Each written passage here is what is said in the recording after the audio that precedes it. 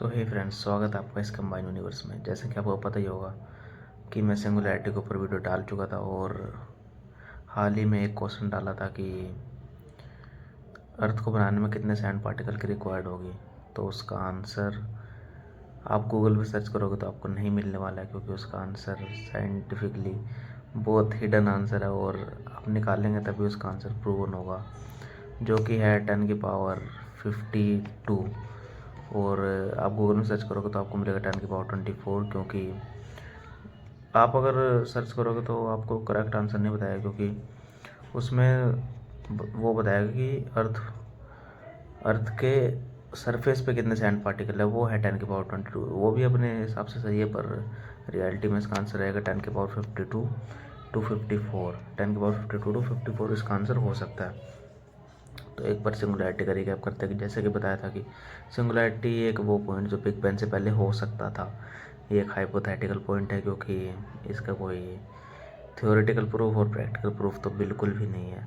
सबने माना, Stephen Hawking ने माना, और जब अल्बर्ट आइंस्टाइन जी ने कहा कि ऐसा हो सकता है, तभी सब ने माना कि सिंगुलैरिटी एक पॉइंट है। तो आइए आज की वीडियो स्टार्ट करते हैं।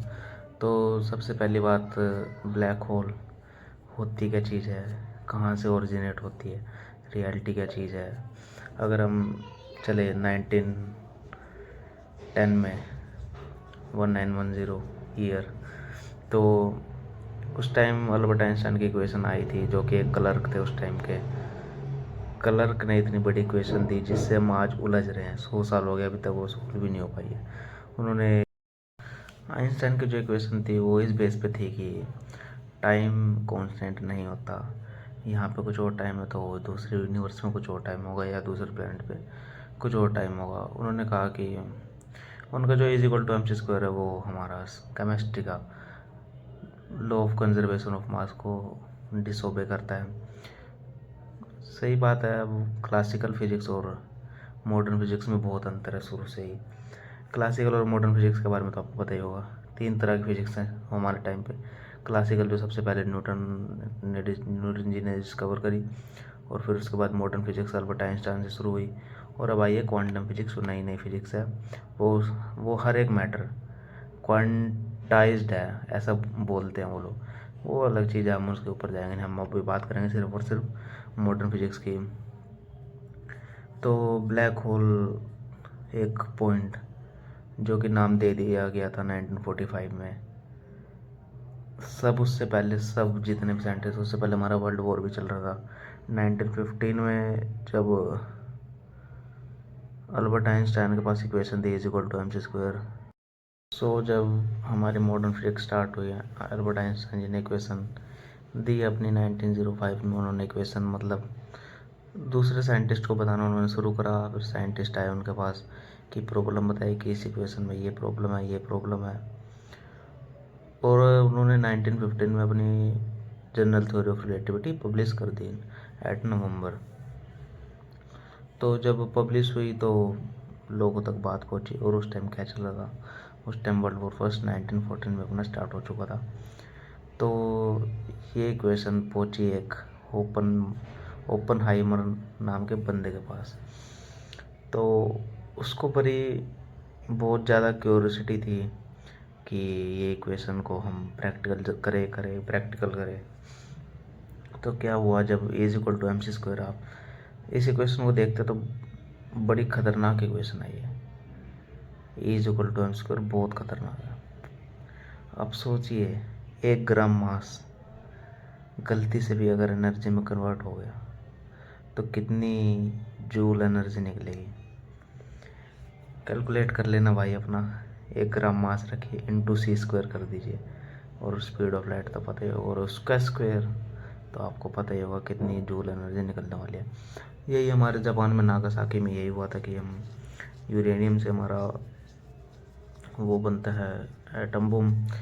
अगर यूरेनियम में हम एक इलेक्ट्रॉन अगर प्रोटॉन ऐड करते हैं तो उसका एटम ना अनस्टेबल हो जाता है, और वो इतनी जोड़ का धमाका करता है ना, तो उसमें होता है फ्यूज़न। जब वो फिज़न फिज़न जब वो हो जाता है तो सोच भी नहीं सकते आप कितनी जूल एनर्जी उसमें से निकल के आती है is equal to M C square. ये तो बात हुई is equal to M C square, पर हम तो ब्लैक होल की बात करने वाले थे। तो आइए ब्लैक होल को समझते हैं कि ब्लैक होल असली में ओरिजिनेट कहाँ से हुई। देखा जाए तो जब general theory of relativity Albert Einstein ji ने पब्लिश करी थी, तो उसी टाइम से ब्लैक होल की चर्चाएं शुरू हो गई थी। पर उस टाइम पे इतने आधुनिक यंत्र हमारे पास नहीं थे, इन्वेंशन नहीं हुए थे, टेलीस्कोप्स वगैरह नहीं थे कि हम ब्लैक होल की खोज कर सकें या किसी और प्लैनेट वगैरह को देख सकें। तो जब बात आती है अल्बर्ट आइंस्टाइन जी के, तो फिजिक्स के महान देवता, वहीं से असली बात हुई। तो पर उनको भी एक डर जो था वो खाया जा रहा था, जो कि ये था कि उनकी थ्योरी हर जगह एप्लीकेबल थी। जैसे कि हम सैटेलाइट हो गई, अभी के सैटेलाइट्स वगैरह, रॉकेट्स वगैरह सब उन्हीं की थ्योरी के बेस के ऊपर अभी इस टाइम पे चल रहे हैं। अगर जनरल थ्योरी ऑफ रिलेटिविटी कहीं पे फेल होती है तो वो एक ये पॉइंट है कि जब स्पेस टाइम कर्व इस तरह कंडेंस होने लग जाता है कि उसमें से लाइट भी एस्केप नहीं कर पाए। जो स्पेस टाइम कर्व है इस तरीके से खिंचता है। अल्बर्ट आइंस्टाइन ने कहा खिंचता है, पर उन्होंने फिर आगे सोचा ही नहीं कि इस तरह से खिंचता है कि एक ऐसा पॉइंट आ जाएगा, एक ऐसी रेडियस आ जाएगी जिसे हम टाइम होरिजन बोलते हैं, line of event horizon sorry, जो कि ब्लैक होल जहाँ से स्टार्ट होता है ना उसको हम इवेंट होरिजन बोलते हैं। तो एक ऐसा रेडियस आ जाता है, इवेंट होरिजन आ जाता है कि अल्बर्ट आइंस्टाइन जी के पास एक बंदा आता है, वो कहता है कि ठीक है मैं मानता हूँ आपकी थ्योरी सही है। ये इन सब 10 सालों में हो रहा है, 1905 से लेकर 1915 के बीच में ये सब हो रहा है कि अब साइंटिस्ट थोड़ा बहुत तो डिसओबे करेंगे कि क्या बोल रहा आपने, कैसे बोला। अब तो उनके पास एक टेस्ट साइंटिस्ट आता है, वो कहता है कि ठीक है मैं मानता हूँ कि स्पेस टाइम कर्व खिंचता है और टाइम रिलेटिव है, कॉन्स्टेंट नहीं है, वेरिएबल है टाइम। यहाँ पे कुछ और है टाइम तो वहाँ पे कुछ और टाइम होगा, ये हम मानते हैं, ठीक है। पर आप सोचिए, आपने कहा कि स्पेस टाइम कर्व खिंचता है, तो आप ये भी तो सोचिए वो इस टाइम पे खिंच गया कि वहाँ पे एक ब्लैक होल क्रिएट हो जाए। तो सब चौंक के, ब्लैक होल ये कौन सा नया नया नाम दे रहे हो भाई साहब आप।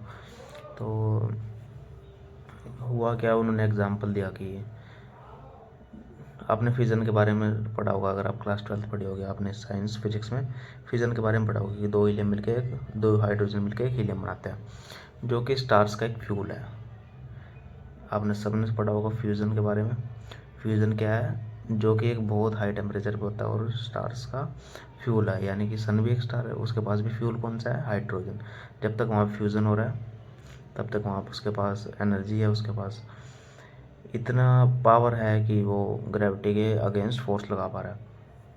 अब आते हैं स्टार्स के ऊपर, मानिए कि दो स्टार्स हैं, वो दोनों अलग ही, उनका अपना फ्यूल ख़त्म हो गया एक दिन, यानी कि सारे हाइड्रोजन एक दिन ख़त्म होने ही है, पक्की बात है। तो अब हीलियम है उनके पास, हीलियम तो फोर्स लगाएगी नहीं। हाइड्रोजन की फ्यूज़न होने से हमारा वो जूल एनर्जी बन रही थी, और जिसको हम अगर माने कि उनके एनर्जी ख़त्म हो जाए तो ग्रेविटी अपने अगेंस्ट फोर्स लगाती रहेगी, फोर्स लगा और एक ऐसे टाइम पे आके फ्रीज हो जाएंगे, और कोई ऑब्जर्वर इसको देखेगा तो वो कहेगा ये तो फ्रीज हो चुका है।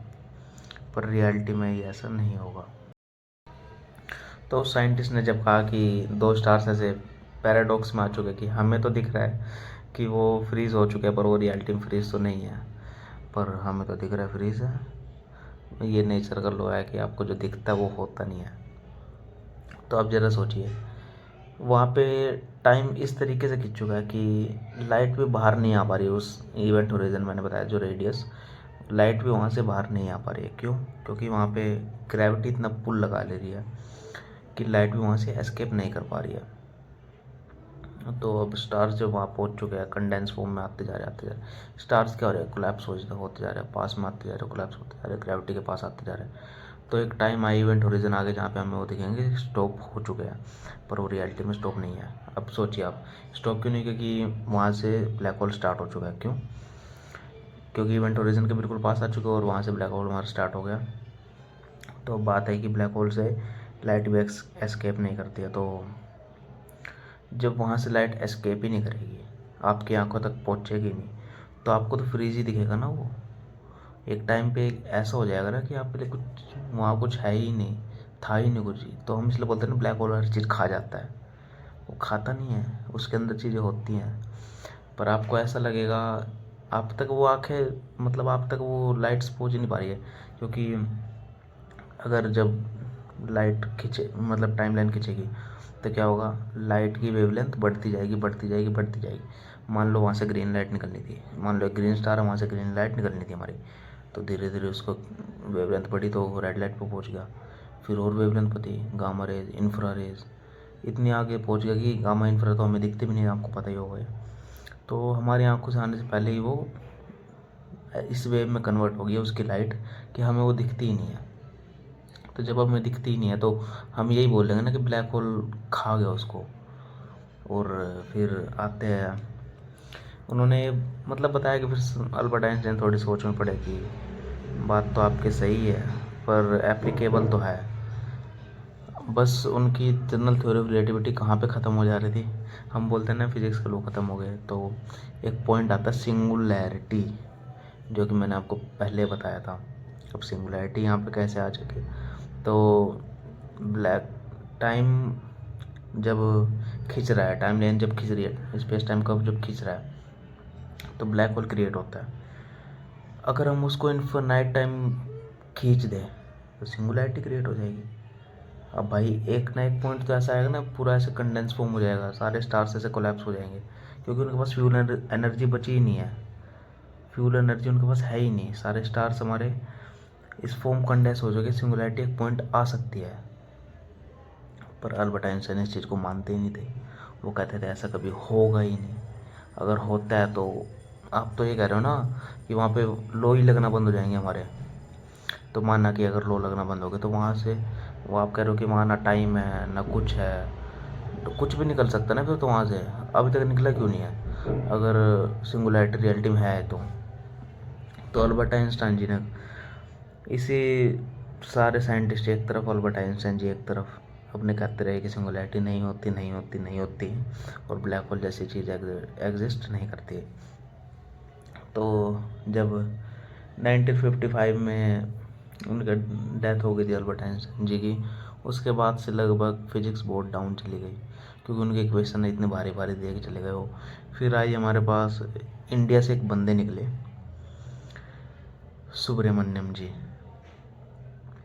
उनका सुब्रमण्यम जी इंडिया से निकले, और वो सेल बोट पे निकले, यानी कि छोटी सी कश्ती में, कहाँ जाने के लिए, यूके जाने के लिए। अब आप सोचिए, यहाँ से यूके जाने के लिए बंदा कितना फ्रस्ट्रेट हो जाएगा पानी में। आपको क्या लगता है जो पानी में बंदे रहते हैं उनको मज़ा आता रहने में? नहीं यार, पानी देख देख के बंदे इतना फ्रस्ट्रेट हो जाएगा ना वहाँ पे रह रह के। और सोचिए जब वो सेल बोट पे निकले तो वो फ्रस्ट्रेट तो हुए ही हुए, पर वो जिस चीज़ के लिए निकले थे, रिसर्च के लिए, तो उन्होंने जब वो वहाँ पे पहुँचे तो उन्हें पता लगा कि अल्बर्ट आइंस्टाइन जी नहीं रहे। अल्बर्ट आइंस्टाइन जी उनसे बहुत पहले मिले तो थे वो अल्बर्ट आइंस्टाइन जी से, पर उस टाइम अल्बर्ट आइंस्टाइन जी की कितनी उम्र हो गई थी, उनका ध्यान तो होने वाला था।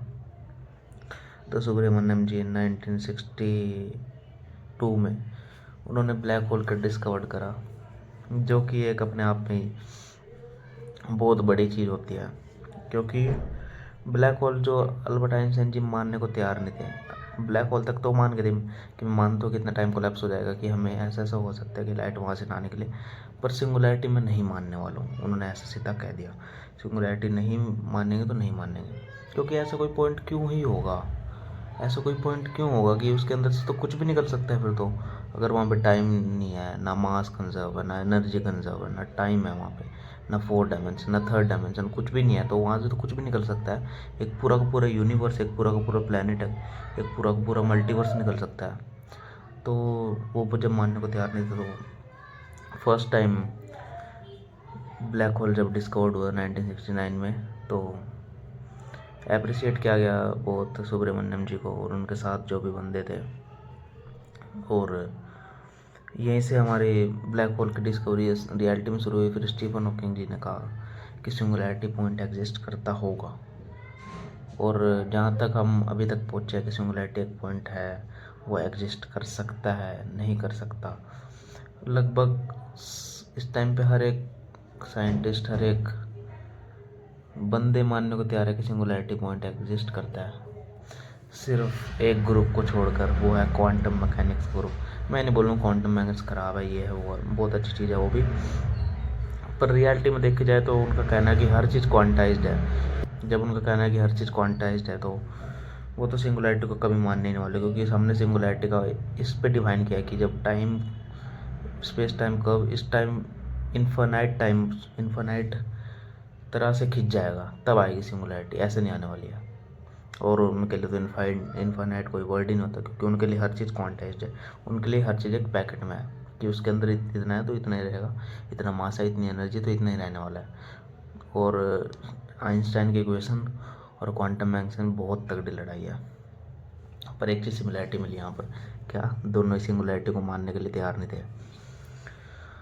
तो ब्लैक होल का एक जनरल कॉन्सेप्ट आपको मैंने दिमाग में बैठा दिया कि स्पेस टाइम कर्व इस तरह से खिंच जाता है कि वहाँ पे एक रेडियस इवेंट होरिजन बन जाती है, उसके बाद आपको चीज़ें दिखना बंद हो जाएंगी, उसके बाहर से लाइट आना बंद हो जाएंगी, उसके बाहर मतलब उसके अंदर से लाइट आना बंद हो जाएंगी, क्योंकि वो लाइट इस फॉर्म में बदल चुकी होगी, उसकी वेवलेंथ इतनी हाई होगी कि हमें दिखती ही नहीं है वो, पर वहाँ पे वो चीज़ है, हमें फ्रीज दिखेगी, क्योंकि वहाँ पे ग्रेविटी इतनी है, ग्रेविटी फोर्सफुल इतना लगा रही है, तो वहाँ पे फोर्सफुल लगा रही है, तो वहाँ से लाइट एस्केप करना बहुत मुश्किल है।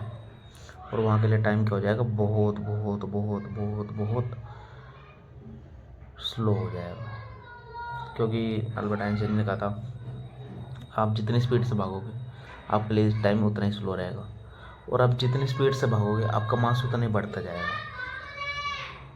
तो आप ब्लैक होल का एक जनरल कॉन्सेप्ट में आपको बता चुका कि ब्लैक होल एक वो पॉइंट था जहाँ पे कुछ भी एस्केप नहीं हो सकता है। और ये लड़ाइयाँ जो चलती रही अल्बर्ट आइंस्टाइन के बीच, अदर साइंटिस्ट के बीच, या क्वांटम मैकेनिक्स के बीच और स्टीफन हॉकिंग के बीच, ये अभी भी चलती ही रही है, चलती जा रही है, क्योंकि सिंगुलैरिटी अभी तक हमें नहीं पता है। जहाँ तक हम ब्लैक होल को अच्छे से हम बता चुके हैं, पर सिंगुलैरिटी आज तक किसी ने नहीं बताई, क्योंकि हमें नहीं पता कि वहाँ पे उस टाइम पे क्या होने वाला है। मेरे हिसाब से तो नेचर ही कॉल नहीं करते कि आपको पता लगे इन सब चीज़ों के बारे में, क्योंकि जैसे इंसान को कोई चीज़ पता लगती है ना, तो वो 2 मिनट के उसका जुगाड़ बना लेता है। जैसे कि हमें पता लगा कि भी करंट कैरिंग वायर में मैग्नेटिक फील्ड पैदा लेता है, हमने तुरंत क्या बना दिया, एसी जनरेटर बना दिया, ट्रांसफार्मर बना दिया, 2 मिनट लगा बनाने में, 5-10 सालों में ये सब बन गया। तो सोचिए अगर हमें वो सब क्लू मिलने लग जाए, हम सिंगुलैरिटी के ऊपर पहुंच जाए, अगर टाइम के साथ हम छेड़छाड़ करने लग जाए, तो फिर बहुत दिक्कत है, क्योंकि हम नेचर को बहुत हार्म करते हैं। और मेरे हिसाब से नेचर हमें नहीं कहता कि आपको ये सब पता लगे। तो थैंक यू, आपको अगर हल्का सा भी समझ आया, वैसे समझाने की मैंने बहुत कोशिश करी आपको कि ब्लैक होल रियलिटी में थी क्या चीज़, और कैसे इवेंट होरिजन ब्लैक होल के बाद सिंगुलैरिटी आती है, वो सबका मानना है, इस टाइम पे मेजॉरिटी लोगों का मानना है। और हाँ, आती होगी, क्योंकि ऐसा हो सकता है जब स्टीफन हॉकिंग जैसे बड़े बड़े साइंटिस्ट भी मानने को तैयार है, एंड में आके अल्बर्ट आइंस्टाइन जी भी मान गए थे कि हाँ यार होता होगा, क्योंकि इन्फिनिट टाइम तो एक ना एक दिन आएगा ही। तो चलिए वीडियो का एंड करते हैं, और आपको वीडियो कैसी लगी कमेंट करके बताइएगा। और अगर आपको ऐसी वीडियो, साई-फाई वीडियोज़ वगैरह देखनी है तो हमारे साथ चैनल पर जुड़े रहिएगा। So thank you, have a nice day.